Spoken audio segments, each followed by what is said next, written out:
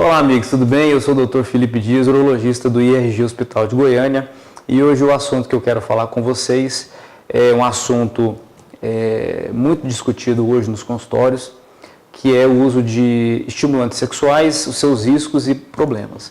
Hoje nós estamos vivendo uma época na qual esses medicamentos estão muito difundidos. A gente sabe que 1/5 dos homens hoje fazem uso de estimulantes sexuais, assistidos ou não por profissional de saúde, então isso é muito importante. Introduzindo o assunto, eu gostaria de comentar com vocês sobre alguns conceitos básicos. Esse assunto depende de 3 fatores. Os aspectos físicos, que depende muito do estado geral do paciente, se ele tem uma boa saúde, se ele consegue hábitos de vida saudáveis. Até mesmo algumas medicações impactam negativamente em uma vida sexual saudável. Outro fator são os aspectos psicológicos e de doenças mentais, que são fatores muito importantes, que impactam também negativamente. E o terceiro aspecto, que é a parte emocional e de estímulos. Nós sabemos que a sexualidade está totalmente relacionada com a parte emotiva dos pacientes e a parte de estímulos visuais,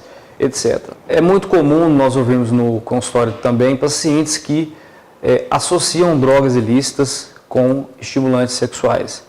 Esse é um assunto de saúde pública importantíssimo.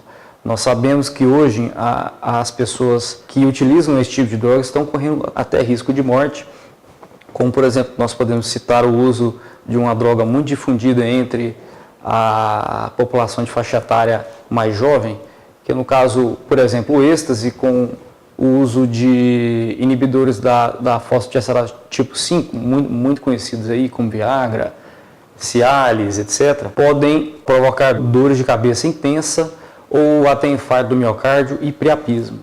Hoje em dia também está muito na moda os tratamentos de reposição hormonal e medicina anti-aging. Esses tratamentos vêm sendo propostos aos pacientes de maneira indiscriminada e de maneira sem o menor critério. Esses pacientes, principalmente os mais jovens, que fazem uso de testosterona para abreviar os estados desejados ou para emagrecimento, estão correndo sério risco, porque nós sabemos que pacientes que recebem doses altas ou não assistidas de testosterona podem prejudicar seriamente ou de maneira até irreversível sua função espermática e sua função hormonal, ou seja, pacientes que fazem esse tipo de tratamento sem o mínimo de critério, eles podem se tornar inférteis ou, inclusive, terem que repor testosterona no resto da vida por motivos assim. Uma relação sexual em torno de 10 minutos, o paciente pode perder até 300 calorias e é equivalente a subir 3 lances de escada.